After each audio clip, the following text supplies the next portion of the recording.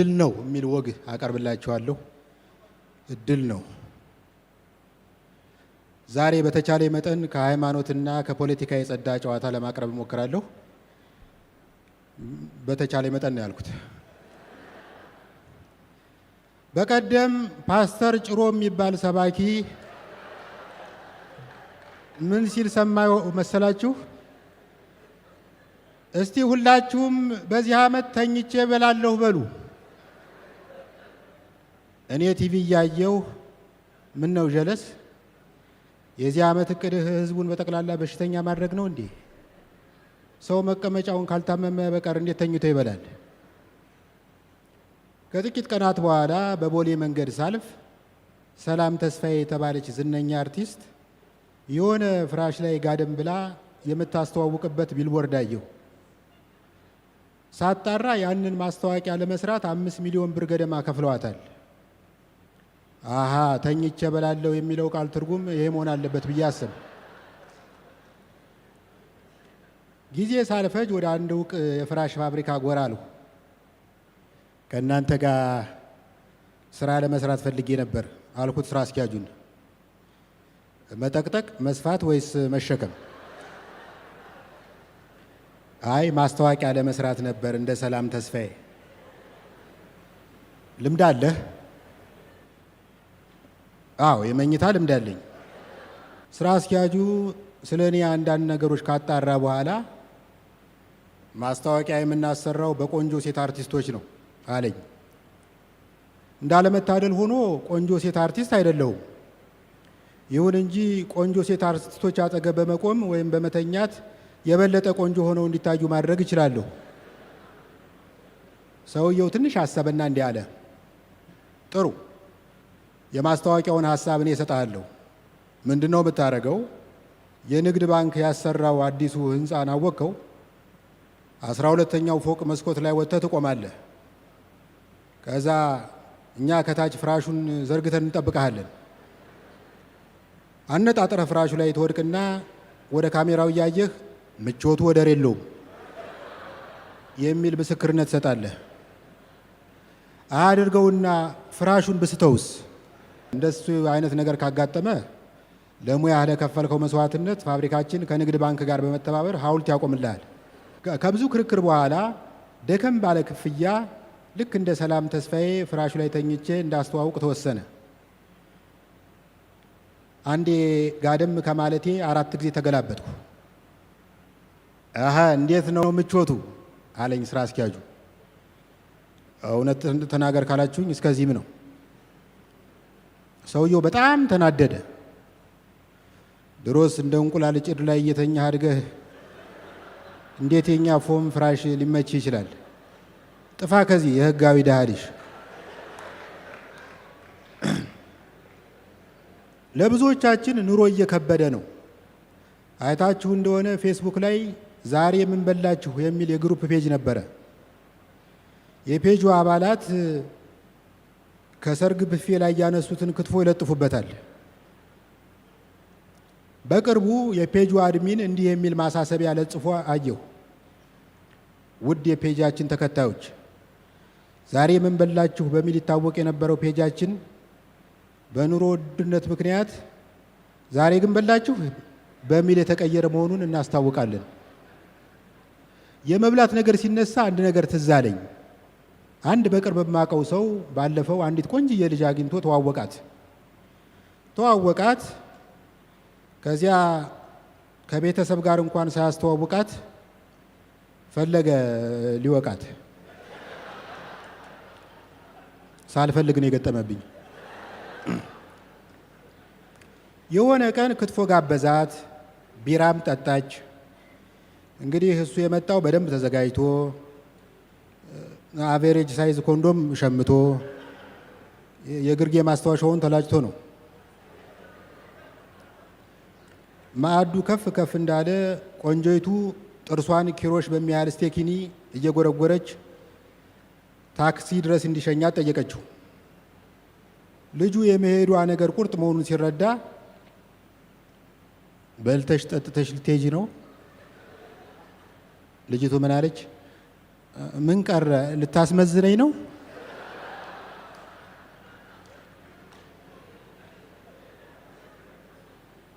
ልብ ብላችሁ ከሆነ ከተማችን ውስጥ ጠብና ድብድብ እየበዛ ነው። ድሮ ሰው ክለብና ስቴዲየም ውስጥ ነበር የሚደባደበው። አሁን እኮ አዝመራ ሽሮ ቤት ሳይቀር ሰው ሲደባደብ አይቻለሁ። በዚህ ምክንያት ሳይሆን አይቀርም አንዳንድ ሰዎች ራሳቸውን ለመከላከል ቦዲጋርድ ይቀጥራሉ። ሌሎች ደግሞ ቴኳንዶ ይለማመዳሉ። እንደኔ በዚህ ዘመን አስተማማኙ ራስን የመከላከል ጥበብ በጊዜ ወደ ቤት መግባት ነው። አንድ ወዳጄ ለ5 ወር ያክል ቴኳንዶ ሰለጠነ።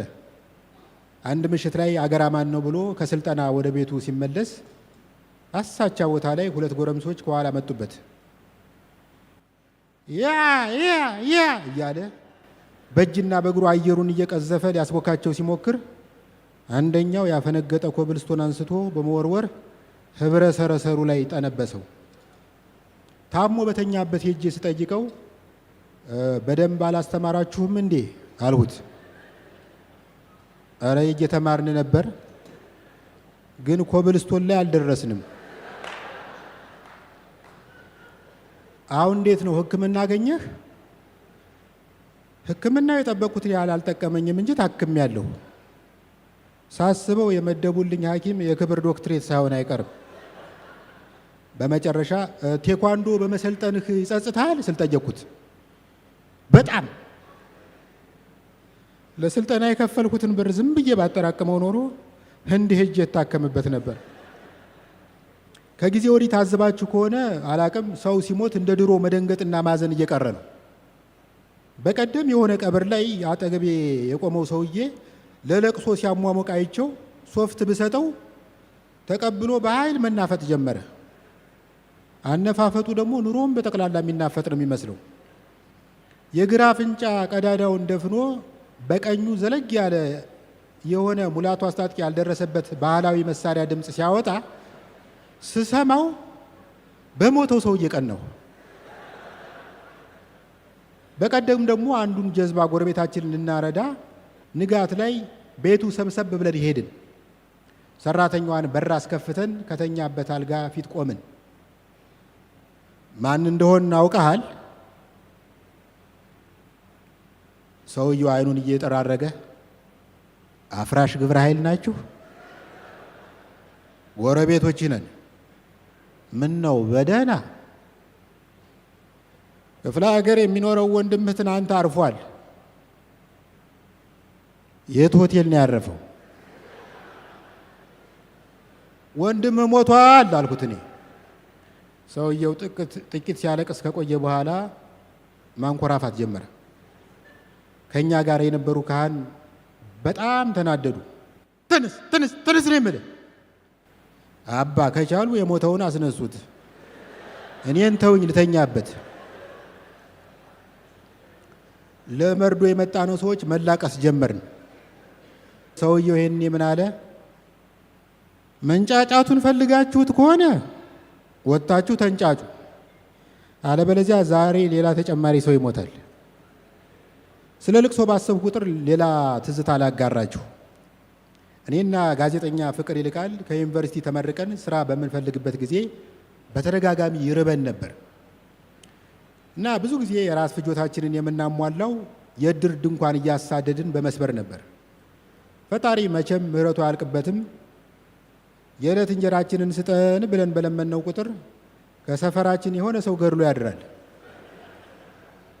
አንድ ቀን ከተረኛው የዝን ድንኳን ውስጥ ገብተን ጎረቤት ያፈራውን ምስር ወጥ ስንበላ ከፊት ያለውን ዘናጭ ፎቶ መልከት አድርጌ የሟቹ ፎቶ ነው ስለው የገዳይም ሊሆን ይችላል አርፈህ ብላ። ዛሬ ለምንተዋወቅ ሰዎች በእውቀቱ እባላለሁ። እንደመታደል ሆኖ ደራሲ ነኝ፣ እንዳለመታደል ሆኖ ደግሞ ላጤ ነኝ። በዚህ አጋጣሚ ማግባት የምታስቡ ሰዎች በጊዜ አግቡ። ባለፈው አንድ በእድሜ በጣም ጠና ያለ ጓደኛችን ሊያገባ ወስኖ ሽምግልና ተልከን ሄድን። የሴቲቱ ቤተሰቦች እንደ ባላገሩ አይዶል ዳኞች ተደርድረው ጠበቁን። ከተደርዳሪዎች አንዱ እጮኛው ምን አለው ሲሉ እኔ የልጅ አለው በእኛና በአባቶቻችን መካከል ያለው ልዩነት አባቶቻችን እርጅናን በጸጋ ይቀበላሉ። እኛ ደግሞ በደንብ ሳንኖር ስለሚደርስብን ነው መሰል በቀላሉ አንቀበለው። እኔ አንዳንዴ ሳስበው ደንቆሮ የሚለው ቃል መስማት የተሳነው በሚለው እንደተተካ ሽማግሌ የሚለው ቃል በተሻለ ቃል መተካት ያለበት ይመስለኛል። ለምሳሌ ወይ መፍጠን የተሳነው ወይ የቀድሞ ጠቅላይ ሚኒስትር እንደሚባለው አንድ ሰው ሲሸመግል የቀድሞ ወጣት ለምን አይባልም? 75 ዓመት የሞላው አጎት አለኝ። አንድ ቀን አጎቴ የሆነ የምግብ ሳይንስ ሊቅ ዩቱብ ላይ ሲያወራ እንደሰማሁት ጦም ሰውነት ያድሳል፣ 3 ቀን በተከታታይ ከእህልና ከውሃ ከታቀብህ ህዋሳትና ሆርሞንህ እንደ ንስር ታድሶ ወደ ወጣትነት ትመለሳለህ አልኩት። ትንሽ አንገራገርና ተስማማ። በሶስተኛው ቀን ደውዬ እንዴት ነው ለውጥ አለ ስለው ለውጥማ አለ አለኝ አጎቴ። ከ3 ቀን በፊት ሽማግሌ ነበርሁ። እድሜ ለአንተ፣ አሁን በረሃብ የተጎዳ ሽማግሌ ሆኛለሁ። እዚህ ሀገር በእድሜ እየገፋ ስትሄድ መብትህ እየተቀነሰ ይሄዳል። የመደነስ መብት እንኳን የለም። መደነስ ትችላለህ፣ ግን ዳንስህን ለህዝብ ማጋራት መብት የለም። በቀደም እየደነስሁ እንደዚህ እየደነስሁ ተቀርጬ ቲክታክ ላይ ጫንኩት። በስማ አጥንት ያለ አትመስልም ይሉኛል ብዬ ስጠብቅ የመጀመሪያው አስተያየት ሼባው በመቁረቢያህ በእግርህ አየር ታቦካለህ። ደግነቱን ያልተረዳውም ጎበዝ፣ ቀደም ብዬ በልጅነቴ በፍልሰት አቆርቤያለሁ። አሁን ዳንሱ ላይ ብናተኩር። ባለፈው አዲሱ ትውልድ በሚዝናናበት ክለብ ገብቼ ያው በስተት ነው የገባው። በስማን ዛፍ ያጣ ጉሬዛው ነው፣ ለላብራቶሪ የታጨ ጦጣው ነው። ሁሉም ወጣቶች ሰምቼው የማላውቀውን ዘፈን ግጥም ከዘፋኙ እኩል ይወጡታል። እኔም በህልሙ እንደሚጣራ ሰው አፌን እያነቃነቁ አብሬ የምዘፍን መሰሉ። በማላውቀው ዘፈን ማበዳቸው አይደለም የገረመኝ፣ የማውቀውን ዘፈን ሁሉ በራሳቸው መንገድ በይደውታል። አንድ ወጣት ዘፋኝ ወደ መድረኩ ወጥቶ ከሜላ ረነይ ከሜላ የሚለውን የተስፋዬ ወርቅነህን ዘፈን መዝፈን ጀመረ። የእኔ ዘመን ዘፈን ስለዘፈነልኝ ደስ ብሎኝ በጣቶቼ የልብ ምልክት ላሳየው ሞከርኩ። ይሁን እንጂ አንዱ ከጎንስ ገፋ ስላደረገኝ ሳላስበው የኩላሊት ምልክት ሰራሁ። አበጀው ወደድኩሽ እኔስ እንኳን እንኳን እንኳን እንኳን እንኳን እንኳን ካለ በኋላ ዘፈኑን እንዲጨርስለት ማይኩን ወደ አፌ ሲያስጠጋው ፍቅርሽ አይደለም ወይ የጣለብኝ ድንኳን ብዬ ብመልስ እንዳለ ታዳሚ ሁላ ሳቀብኝ። በኋላ ሳጣራ አበጀው ወደድኩሽ እኔስ እንኳን እንኳን ብዬ ሳሞግሳት ሰጥታኛለች ስልኳን ምናምን ብለው ቀይረውታል። ወንድ ልጅ በእኔ እድሜ ላይ ሲደርስ ሚስትን አጥብቆ ይፈልጋል። ዘንባባ እንኳን ከአንዱ ቦታ ተነቅሎ ሌላ ቦታ በሚተከልበት ዘመን ወንድ ልጅ ቆሞ ሲቀር ያስቆጫል።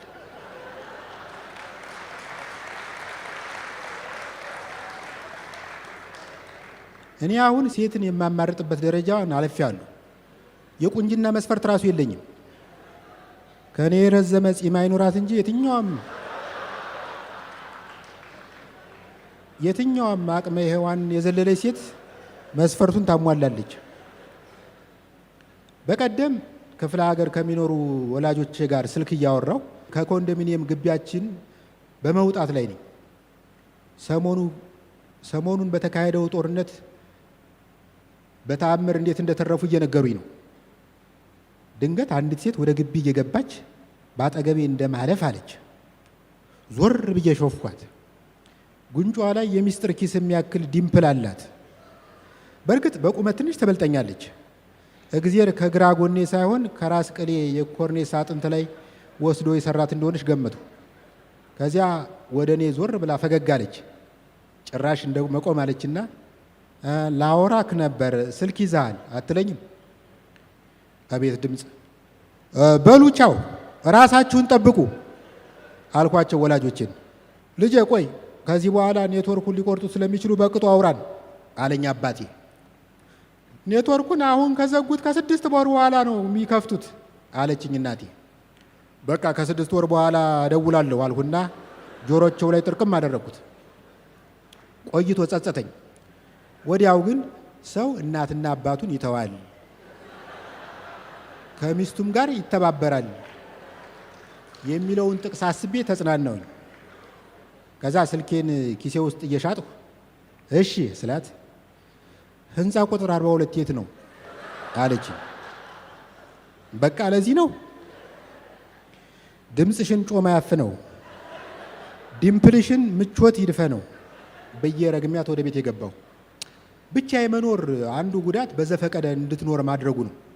በቀደም ከሌሊቱ 11 ተኩል ከእንቅልፍ የተነሳው አንደኛው ስሜቴ በውቄ ተነስ ወንድሁን ወደ ስፖርት ቤት ሂድ አለኝ። ሌላው ደግሞ በውቄ አርፈህ ቲክቶክ አለኝ። በመጨረሻ ከራሴ ጋር ታግዬ ስፖርት ቤት ሄጄ ቲክቶክ ለማየት ወሰንኩ። ጂሙ ለመድረስ 150 ሜትር ርቀት ላይ 24 ሰዓት የሚሰራ ማሳጅ ቤት ጉብ ብሏል። ትንሽ ሳመነታ ከቆየው በኋላ ገባሁ። ማሳጅ የምታደርገው ሴትዮ ጀርባዬን እየዳበሰች የዚህ ታቱ ትርጉሙ ምንድን ነው? ታቱ አይደለም፣ በልጅነቴ ከሾላ ዛፍ ላይ ወድቄ ጠባሳ ነው። ይሄ ጎርባጣው ነገርስ? እሱ ትርፍ አከርካሪ ነው። ከ100 ሰው በአንድ ላይ ይከሰታል። ትንፋሿ አንገቴ አካባቢ ይሰማኛል።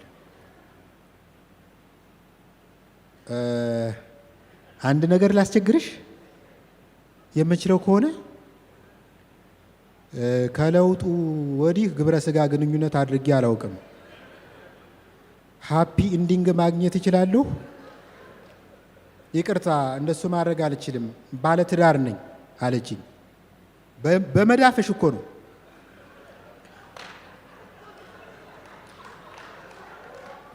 ባሌ ከነ መዳፌ ነው ያገባኝ አለችኝ። ይሄ ከብልግና ጋር የተገናኘ አይደለም አልኳት። የሕክምና እርዳታ እንደሚሰጥ ራስሽን ቁጠሪው። ወይ አለ አይደል የሰው ሕፃን እንደሚያስገሳ ሞግዚት ራስሽን ቁጠሪው። ከስንት ክርክር በኋላ ተረታች። ቀለበቷን አወለቀችና ትንሽዬ ጠረጴዛ ላይ አስቀመጠችው። ከዛ እንደ ብቅል ገለበጠችኝ። በወይራ ዘይት ላድርግልህ? ከተመቸሽ የመኪና ዘይት ራሱ ልትጠቀሚ ትችላለሽ።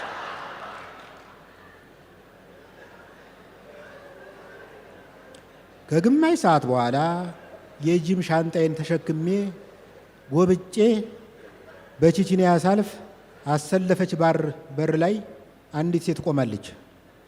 ሃንጎቨር በተጫጫነው ድምፅ አባቱ ናግባ አለችኝ።